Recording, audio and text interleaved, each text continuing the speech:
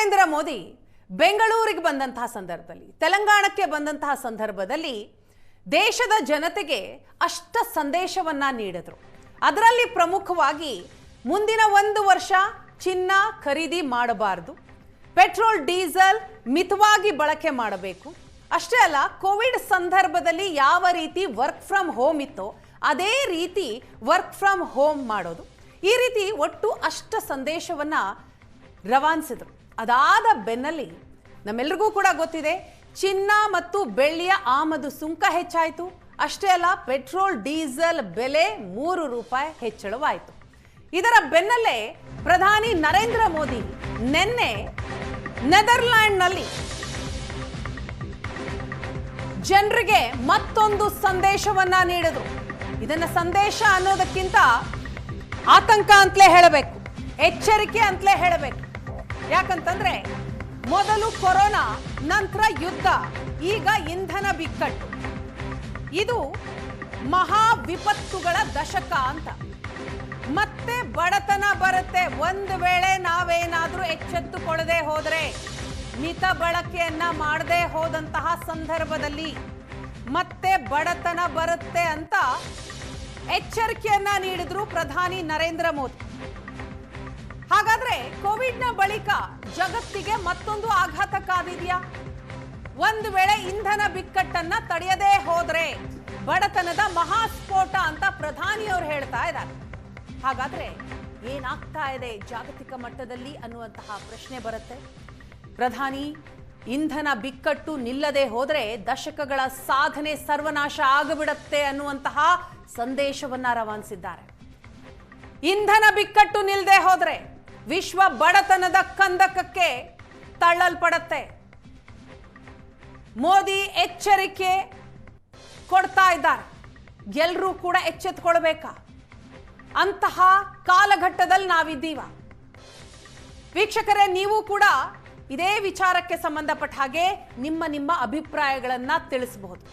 ಕಾರ್ಯಕ್ರಮಕ್ಕೆ ಕರೆ ಮಾಡಿ ನಿಮ್ಮ ಅಭಿಪ್ರಾಯವನ್ನ ತಿಳಿಸಬಹುದು.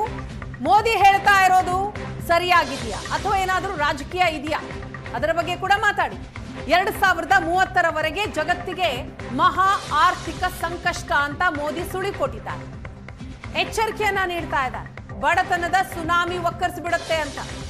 ಇಂಧನ ಬಿಕ್ಕಟ್ಟು ಇಡೀ ಜಗತ್ತನ್ನೇ ಬಿಟ್ಟು ಬಿಡದಂತೆ ಕಾಡ್ತಾ ಇದೆಯಾ? ಹಾಗಾದ್ರೆ ಮೋದಿ ಎಚ್ಚರಿಕೆಯ ಬಳಿಕ ಜಾಗತಿಕ ಆರ್ಥಿಕತೆಯ ಮೇಲೆ ಆತಂಕ ಶುರುವಾಗಿದೆ. ಚಿನ್ನ, ಪೆಟ್ರೋಲ್, ಡೀಸೆಲ್ ಎಲ್ಲವೂ ಕೂಡ ಮುಂದಿನ ದಿನಗಳಲ್ಲಿ ಮತ್ತಷ್ಟು ದುಬಾರಿ ಆಗುತ್ತಾ? ಬೆಲೆ ಏರಿಕೆ ಆಗುತ್ತಾ? ಯುದ್ಧದ ಭೀತಿಯ ನಡುವೆ ಇಂಧನ ಬಿಕ್ಕಟ್ಟು ಮತ್ತಷ್ಟು ತೀವ್ರವಾಗುತ್ತಾ ಅನ್ನೋ ಪ್ರಶ್ನೆ ಈಗ. ಜಾಗತಿಕ ಯುದ್ಧದ ಪರಿಣಾಮ ಜನಜೀವನದ ಮೇಲೆ ಭಾರಿ ಹೊಡೆತ ಬೀಳತ್ತ. ಉದ್ಯೋಗ, ಹೂಡಿಕೆ, ಅಭಿವೃದ್ಧಿಗೆ ದೊಡ್ಡ ಪೆಟ್ಟನ್ನ ನೀಡುತ್ತಾ ಅಂತಹ ಭೀತಿ ಸದ್ಯಕ್ಕೆ ಇದೆ. ಅದನ್ನೇ ಪ್ರಧಾನಿ ನರೇಂದ್ರ ಮೋದಿ ಅವರು ಹೇಳ್ತಾ ಇರೋದು. ಕೊರೋನಾ ಬಳಿಕ ವಿಶ್ವ ಆರ್ಥಿಕತೆ ಮತ್ತೆ ಕುಸಿತದ ಅಂಚಿಗೆ ಬರುತ್ತಾ ಅನ್ನುವಂತಹ ಪ್ರಶ್ನೆ ಈಗ ಉದ್ಭವವಾಗಿದೆ. ಹಾಗಾದ್ರೆ ನಿನ್ನೆ ಪ್ರಧಾನಿ ನರೇಂದ್ರ ಮೋದಿ ನೆದರ್ಲ್ಯಾಂಡ್ನಲ್ಲಿ ಏನ್ ಹೇಳಿದ್ರು, ಯಾವ ಎಚ್ಚರಿಕೆಯ ಸಂದೇಶ ರವಾನಿಸಿದ್ರು ಕೇಳಿ ಮೊದಲು. किस तरह नई नई चुनौतियों से जूझ रही है। पहले कोरोना आया, फिर युद्ध होने शुरू हो गए और अब आज की एनर्जी क्राइसिस है। ये दशक दुनिया के लिए आपदाओं का दशक बन रहा है। हम सभी देख रहे हैं, अगर ये स्थितियां तेजी से नहीं बदली गई तो बीते अनेक दशकों की उपलब्धियों पर पानी फिर जाएगा। दुनिया की बहुत बड़ी आबादी फिर से गरीबी के दलदल में चली जाएगी। साथियों, ऐसी वैश्विक परिस्थितियों में आज दुनिया रेजिलिएंट सप्लाई चेन की बात कर रही है और तब भारत और नीदरलैंड मिलकर एक ट्रस्टेड, ट्रांसपेरेंट और फ्यूचर रेडी सप्लाई चेन बनाने में जुटे हैं।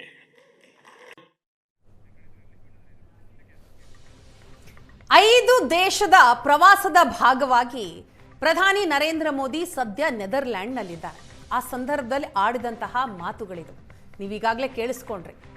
ಇಷ್ಟು ವರ್ಷಗಳಿಂದ ದೇಶ ಯಾವ ರೀತಿ ಪ್ರಯತ್ನ ಪಡ್ತಾ ಇತ್ತೋ, ಒಂದು ವೇಳೆ ಇನ್ನು ಮುಂದಿನ ದಿನಗಳಲ್ಲಿ ನಾವು ಅದರ ಬಗ್ಗೆ ಗಮನ ಹರಿಸದೆ ಹೋದರೆ, ಮಿತವಾಗಿ ಎಲ್ಲವನ್ನೂ ಬಳಸದೆ ಹೋದರೆ, ಇಷ್ಟು ವರ್ಷ ಏನು ಮಾಡಿದ್ವಲ್ಲ ಸಾಧನೆ, ಅದೆಲ್ಲದರ ಮೇಲೆ ನೀರೆರೆದ ಹಾಗೆ, ನೀರಿನಲ್ಲಿ ಹೋಮ ಮಾಡಿಬಿಡ್ತೀವಿ ಮಾಡಿಬಿಟ್ಟಂಗಾಯ್ತು ಅನ್ನುವಂತಹ ಮಾತೇನಿದೆ, ಅದನ್ನೇ ಪ್ರಧಾನಿ ಮೋದಿಯವರು ಹೇಳಿರುವಂಥದ್ದು. ಇಂಧನ ಬಿಕ್ಕಟ್ಟು ಇದು ಎಷ್ಟು ದಿನ ಎಲ್ಲಿಯವರೆಗೆ ಹೋಗಿ ನಿಲ್ಲುತ್ತೆ ಅನ್ನುವಂತಹ ಅಂದಾಜು ಸದ್ಯಕ್ಕೆ ಯಾರಿಗೂ ಕೂಡ ಸಿಗ್ತಾ ಇಲ್ಲ. ಒಂದು ಕಡೆ ಚಿನ್ನ ಖರೀದಿ ಮಾಡಬೇಡ ಅಂತ ಪ್ರಧಾನಿ ಮೋದಿಯವರು ಹೇಳಿದ್ರು. ಅದರ ಬೆನ್ನಲ್ಲೇ ಆಮದು ಸುಂಕ ಹೆಚ್ಚಳ ಆಯಿತು. ಪೆಟ್ರೋಲ್ ಡೀಸೆಲ್ ಎಲ್ಲರೂ ಕೂಡ ಮಿತವಾಗಿ ಬಳಸಿ ಅಂತ ಹೇಳಿದ್ರು. ಅದರ ಬೆನ್ನಲ್ಲೇ ₹3 ಪೆಟ್ರೋಲ್ ಮತ್ತು ಡೀಸೆಲ್ನ ಮೇಲೆ ದರ ಹೆಚ್ಚಳವಾಯಿತು. ಇದು ಇಲ್ಲಿಗೆ ನಿಲ್ಲುತ್ತಾ? ಖಂಡಿತವಾಗ್ಲೂ ಇಲ್ಲ. ಇದು ಮೊದಲ ಹಂತವಾಗಿ ಈ ಬೆಲೆ ಏರಿಕೆ ಆಗಿರೋದು. ಮುಂದಿನ ದಿನಗಳಲ್ಲಿ ಮತ್ತಷ್ಟು ಏರಿಕೆ ಆಗತ್ತೆ ಅನ್ನುವಂತಹ ಸಂದೇಶವನ್ನ ಪ್ರಧಾನಿ ನರೇಂದ್ರ ಮೋದಿ ದೇಶದ ಜನತೆಗೆ ಕೊಡ್ತಾ ಇದ್ದಾರೆ. ಯಾಕಂತಂದ್ರೆ ಸದ್ಯ ಮಧ್ಯಪ್ರಾಚ್ಯದಲ್ಲಿ ಯುದ್ಧ ಆಗ್ತಾ ಇದೆ ನಿಜ, ಅದರ ಎಫೆಕ್ಟ್ ಜಾಗತಿಕವಾಗಿ ಆಗ್ತಾ ಇದೆ. ಈಗ ಸಿದ್ದಾಪುರದಿಂದ ಕೃಷ್ಣಮೂರ್ತಿ ಅವರು ಕರೆ ಮಾಡಿದ್ದಾರೆ. ನಮಸ್ತೆ ಕೃಷ್ಣಮೂರ್ತಿ ಅವರೇ. ನಮಸ್ಕಾರ. ಏನ್ ಹೇಳ್ತೀರಿ? ಪ್ರಧಾನಿ ನರೇಂದ್ರ ಮೋದಿ ಅವರು ಮತ್ತೆ ಸಂದೇಶವನ್ನ ಕೊಟ್ಟಿದ್ದಾರೆ, ಎಚ್ಚರಿಕೆಯನ್ನ ಕೊಟ್ಟಿದ್ದಾರೆ.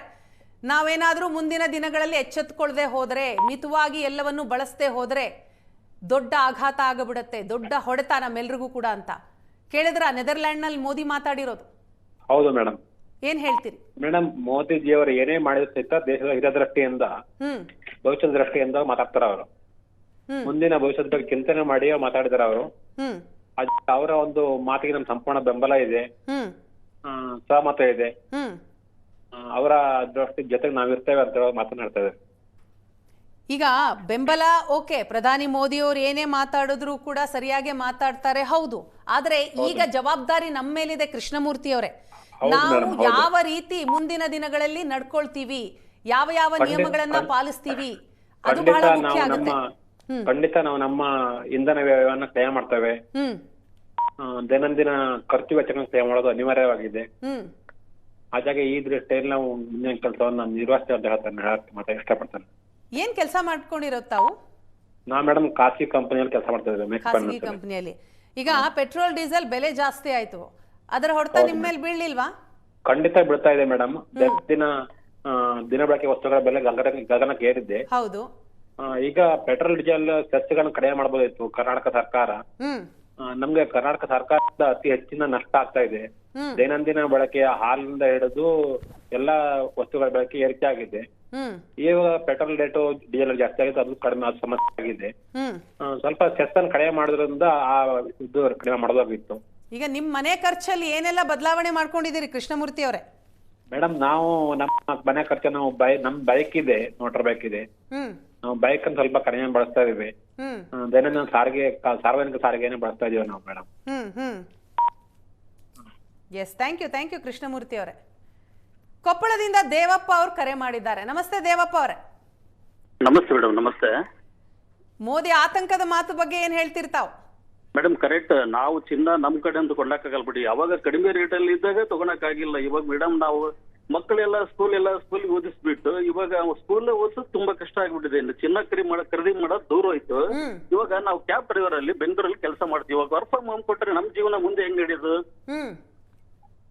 ಹೇಳಿ? ಹೆಂಗ್ ನಡೆಯೋದು? ವರ್ಕ್ ಫ್ರಮ್ ಕೊಟ್ರೆ ನಮ್ ಜೀವನ ಹೆಂಗ್ ಮಾಡೋದಿಲ್ಲ? ಎಲ್ಲ ಮಕ್ಕಳ ಕರ್ಕೊಂಡ್ ಸ್ಕೂಲಿಗೆಲ್ಲ ನಾವೆಲ್ಲ ಓದಿಸ್ತಾ ಇದೀವಿ. ಅದಕ್ಕೆ ನಮ್ಗೆಲ್ಲ ಇಲ್ಲಿ ಜೀವನ ಮಾಡೋದಕ್ಕೆ ಒಂದು ಇದು ಬೇಕಲ್ಲ ಮೇಡಮ್. ಮತ್ತೆ ವರ್ಕ್ ಫ್ರಮ್ ಎಂಪ್ಲಾಯ್ ಬಂದಿದ್ರೆ ನಮ್ಗೇನು ದುಡಿಮೆ ಆಗಲ್ಲ. ಅವಾಗ ನಮ್ ದುಡಿಮೆ ಬೀದಿ ಪಾಲ್ ಬರ್ತೈತಿ. ಅಂದ್ರೆ ವರ್ಕ್ ಫ್ರಮ್ ಹೋಮ್ ಆಗ್ಬಿಟ್ರೆ ನಿಮ್ಗೆಲ್ಲ ಕಷ್ಟ ಆಗ್ಬಿಡುತ್ತೆ ಅನ್ನುವಂತ ಆತಂಕ ನಿಮ್ದು? ಇಲ್ಲ ಹಂಗಲ್ಲ ಮೇಡಮ್, ಹಂಗಲ್ಲ. ಕರೆಕ್ಟ್. ಇವಾಗ ನಾವು ಎಂಪ್ಲಾಯ್ಸ್ ಗಳು ನಮ್ಗೆ ದುಡಿಮೆ ಕೊಟ್ರೆ ಅವ್ರ ಆಫೀಸಿಗೆ ಬಂದ್ರೆ ನಮ್ಗೆ ದುಡಿಮೆ ಕೊಡ್ತಾರೆ. ಕ್ಯಾಬ್ ಅವ್ರಿಗೆಲ್ಲ. ಕರೆಕ್ಟ್. ತಾವು ಕ್ಯಾಬ್ ಡ್ರೈವರ್? ಹೌದೌದು, ಕ್ಯಾಬ್ ಡ್ರೈವರ್. ಬೆಂಗಳೂರಲ್ಲ ದೇವಪ್ಪ ಅವರೇ?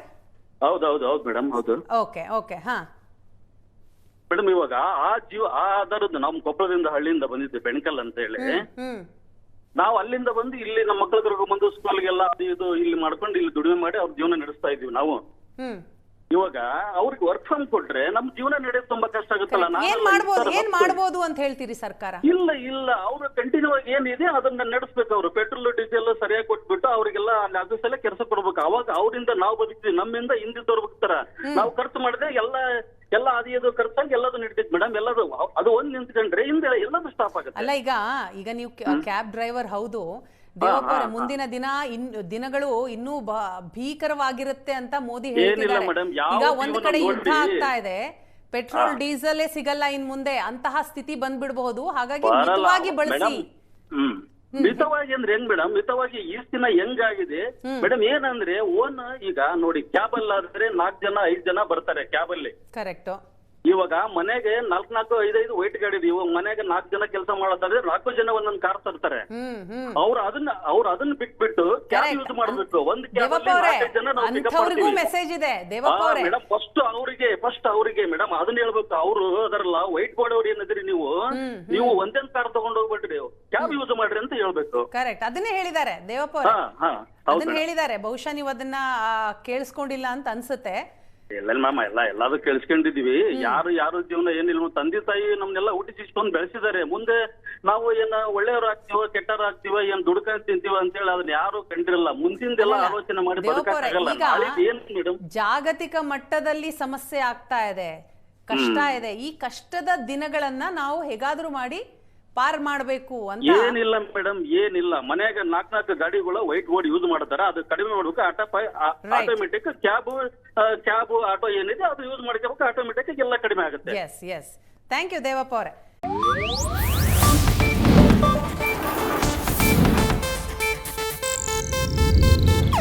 ಇದು ಏಷ್ಯಾನೆಟ್ ನ್ಯೂಸ್ ನೆಟ್ವರ್ಕ್ ಪ್ರಸ್ತುತಿ.